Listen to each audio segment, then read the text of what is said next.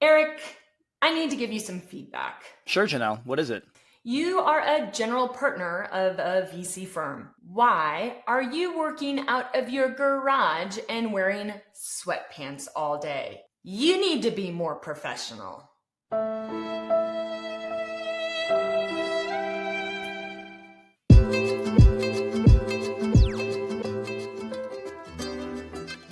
While Eric recovers from his ugly cry, you might know that we recorded episode 31, How to Deliver Hard Feedback, a while back, and I guess I learned nothing from that episode. Episode 31 is definitely worth a watch, but let's talk about something a bit different to that today, which is setting a social contract and how we do it with founders at Hustle Fund.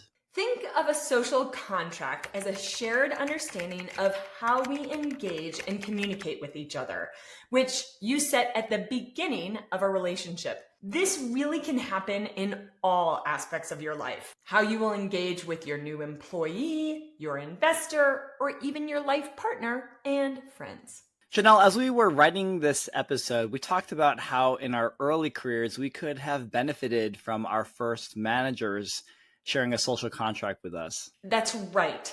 Founders, think back to the very first boss you had.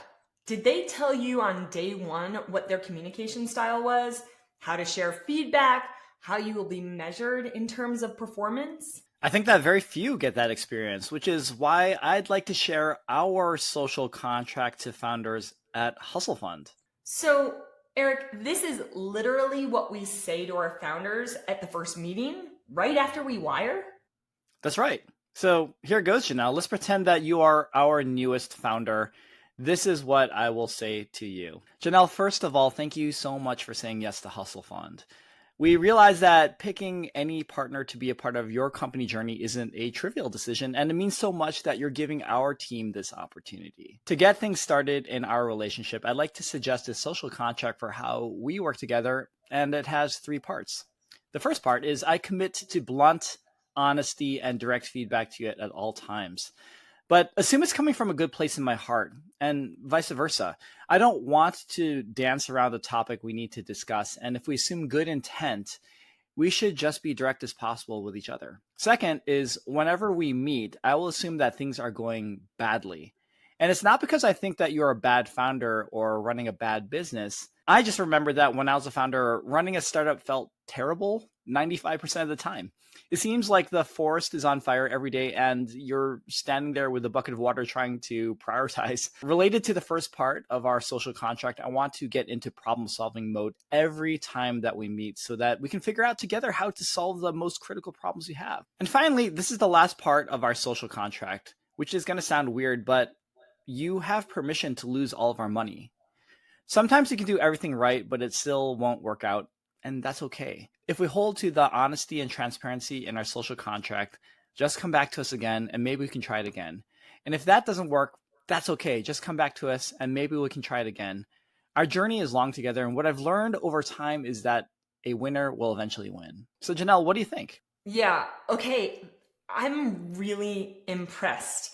If I were a founder, I would receive this message really well because it shows that we can be really honest with each other along the way. And the assuming good intent part is critical because it removes personal ego a bit as well, if and when we have to have tough conversations. That's right. You know, whether you're an investor or a boss, I've found from experience that I really hate surprises. I don't want to find out too late that something isn't working or is broken. I want to hear about it as soon as it happens so we can work together to unblock it. A good social contract sets a perfect tone at the beginning of a relationship to allow the conversations that need to happen. And it is an amazing way to start a long journey with someone. We just talked about the Hustle Fund social contract, but I want to share something personal. I have a social contract with almost everyone important in my life. That includes my wife as well as my kids. We meet every year to evaluate our contract with one another and discuss what we want to change in the following year. Eric, I can imagine that putting social contracts into place has made your relationships even better and that it works well in all aspects of your life. You're totally right, Janelle. And I have just one more social contract to suggest. This is to our viewers of Uncapped Notes. And if you liked this episode, please like and subscribe on our YouTube channel to support us. Thanks for watching, and don't break that social contract.